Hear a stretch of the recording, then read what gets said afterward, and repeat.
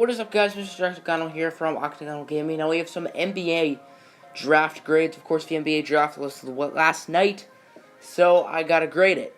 So we're gonna be going through all 30 NBA teams and grading what they've done.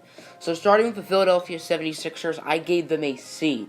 I really liked the Mikal Bridges selection, him returning home. His mom does work in the organization, so it really made no sense when they traded him. As Mikal Bridges is someone who's good right now, and the Sixers are championship contenders, so that didn't really make much sense getting a project in Zaire Smith.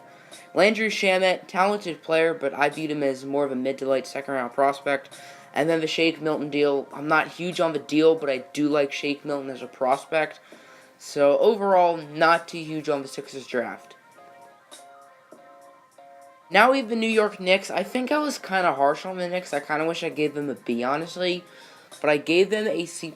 Kevin Knox, I think, is a little high with better wings on the board and Michael Porter and Mikal Bridges. But I think Knox is a very talented player, and then Mitchell Robinson at 36. Solid pick. I view him as a late first to early second round prospect. So I think I gave them a little bit of a harsh grade in C+. I think I sort of was a little harsh on the Kevin Knox selection. I would have liked to have seen the Toronto Raptors did something, but they had no draft picks, so I can't really give them a grade. The Brooklyn Nets took two European wings I like in Janan Musa and Rodion Kurucs. I really like Kurucs, and I somewhat like Musa, so overall solid draft for the Brooklyn Nets. I'm going to give them a B. A lot of people are giving the Celtics A+ for this pick, and while Robert Williams is a really solid player, I think there were a couple of other better players on the board like Amari Spellman and Kyrie Thomas. I think this is a good pick, but I don't think it's the pick that everyone thinks it is, so I'm giving them a B+. I think Aaron Holiday at pick 23 is a very good pick for the Pacers. All they really have at point guard is Darren Collison, and he's not really the answer, so I think Aaron Holiday could be the long-term guy if he's good enough, and I think he has a chance to. And Alice Johnson is okay, so I give the Pacers a B. They had a pretty good draft, but wasn't outstanding. Ever since Dante DiVincenzo declared for the draft, I wasn't really high on him, but the past couple days I sort of changed my mind, and I sort of got a little higher on him. Like, I thought he was better than I did, like, a couple days ago. So I think this is a good pick for the Bucks, getting a talented shooter with a lot of athleticism and upside. The Wendell Carter and Marvin Bagley tandem at Duke really worked out, so I think it will work in the NBA with Wendell Carter and Larry Markkinen. I think the question is who's going to play center, since they're both more of power forwards. I view Wendell Carter as a lot of like an Al Horford, so I would imagine he would play center, especially with Larry Markkinen's shooting ability. And then Taylor Hutchinson with their first-round pick is nice as well. Pretty good draft for Chicago, who has a very bright future. I am a diehard Detroit Pistons fan, and I did not like the Blake Griffin trade, but I think we made out well with our one turning into 2 second-round picks. I actually correctly mocked us with Bruce Brown at pick 42. I think that's a solid pick. And then I really like the Kyrie Thomas move, trading 2 future second-round picks for a player who I think is fringe lottery talent. Reminds me a lot of former Detroit Piston this past season, Avery Bradley, who was on the team for a good 4 or 5 months. So I think the Pistons had a nice draft, and I'm happy with the way we've been going since the start of the offseason with hiring Casey, and a pretty good draft. Colin Sexton was my number 1 graded point guard in this draft, ahead of Trae Young, so I think this is a really good pick for Cleveland, regardless if LeBron stays or not. I think if he leaves, then this could be their main piece that they build around, and if LeBron does stay, then Colin Sexton's going to be a huge help for the Cavs to potentially make another finals run, but I kind of doubt LeBron's going to stay. Troy Brown Jr. is a solid player. I did view him as a late first-round prospect. I think there were better wings on the board like Lonnie Walker, Zaire Smith, Dante DiVincenzo, Kyrie Thomas. So I think they could have picked someone better here at the wing spot. But Troy Brown Jr. is a really solid player.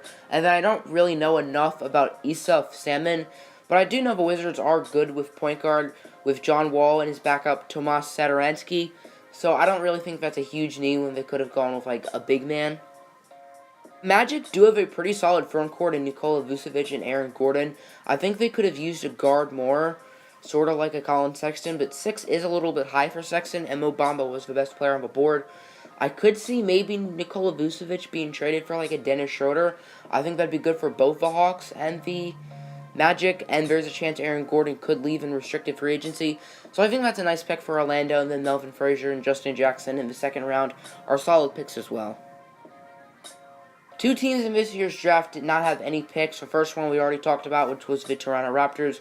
And then the Miami Heat did not have a draft pick either. Sort of like the Raptors, I would have liked to see them make a move with Hassan Whiteside or Goran Dragic, because I do think it's time for the Heat to rebuild. They're not really going anywhere with this core. Not a lot of people like the Hornets draft, but I like what they did. They traded down one pick from 11 to 12 to get Miles Bridges, and they got two future second-round picks, which I think is pretty solid value, only trading down one pick. And Miles Bridges should certainly contend for that wing spot right away alongside MKG and Nicholas Batum. I think that's a really solid pick for the Hornets, and I think Hornets fans should be happy with the Miles Bridges move. And then in round 2, they traded two future second-round picks for Devontae Graham. I'm a huge Kansas fan, so I really like Devontae Graham, and he should be a good backup point guard for Kemba Walker.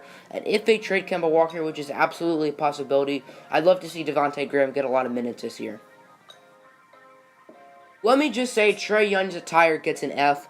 I like the shorts. I like being different, but those shorts look so ugly. And I don't think it's a great trade for the Hawks. I think Luka Doncic is way better than Trae Young, so I think they should have just stuck with Doncic. But they do have two potential top 10 picks next year, so I guess that's good. Kevin Huerter at 19, good shooter, but isn't that spectacular. And then Amari Spellman at 30. I really like Amari Spellman. I think he fits the modern NBA perfectly, and I viewed him as a lottery talent, so I think that's a nice pick for them, but not a great draft for the Hawks. I don't really like what they did too much, even though a lot of people do like what they did. I'm not huge on Josh Okogie, and they don't really need a shooting guard, so I don't really get that pick. I think Keita Bates-Diop in round 2. That's a solid value pick, but subpar draft for the Timberwolves. Someone who thinks it might be start to tear it down for OKC. I don't think Russell Westbrook can win a ring on OKC, so I think it's good that they're getting some young players in the second round. They didn't have a first-round pick, but I do like getting Hamidou Diallo, boomer bust, and for the middle of the second round, I think boomer bust makes sense. Devon Hall at 53, I'm not huge on him, but that's not an awful choice. And then Kevin Hervey at 57, I think, is a pretty solid value pick. Not a lot of people like the Portland Trailblazers draft, as they already have Damian Lillard and CJ McCollum in their backcourt, and they drafted two guards. But I think value-wise, they did a pretty good job, especially with Gary Trent. I think Gary Trent and Anthony Simons are both first-round prospects. So I think the Blazers did a pretty solid job, as they do need a lot of depth, as all they really have is their big two in the backcourt and maybe Yusuf Nurkic, and that's about it. While the Denver Nuggets are lucky that Michael Porter fell to them, they did make the bold choice and selected him. I think that's a very good pick. They do need a small forward, as Wilson Chandler is sort of a weak link in their starting lineup. And if Michael Porter Jr. can stay healthy, then that's going to be an excellent pick for the Nuggets. He has a chance to be the best player in this year's draft. I'm not huge on what they did in the second round with getting Jared Vanderbilt and Thomas Welsh, but I think the Michael Porter pick still gives them a good grade and a B+.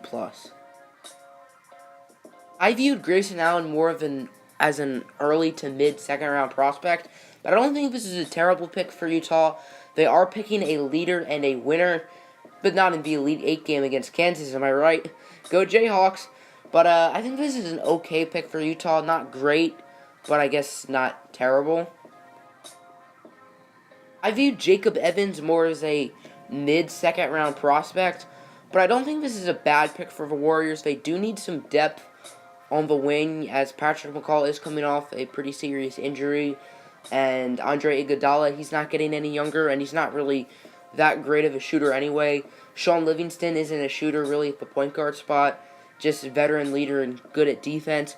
So I think they do need an offensively talented wing, and I think that's what they're getting in Jacob Evans.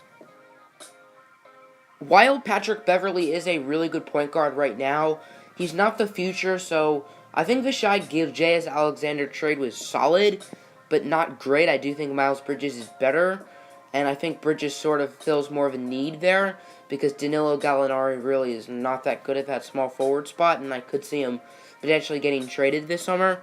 And then Jerome Robinson at 13, I think, is a little high. He is an excellent sharpshooter, but other than that, I view him more as a late first-round prospect. So I don't think that's a great pick for the Clippers. I think they could have done better, and they had 2 opportunities to pick Michael Porter Jr., and they didn't use either of them, so not a great draft for the Clippers. I feel like not a lot of people were that high on Marvin Bagley III, but the thing is, he put up 21 and 11 in probably the best conference in college basketball. As a high school senior, remember, he reclassified. He only was in high school for 3 years and then reclassified. He was supposed to be a high school senior, but instead decided to play college and then go to the NBA draft. So, remember, he was a high school senior and putting up 21 and 11 rebounds in the ACC. I think he's an excellent player, number 3 on my big board.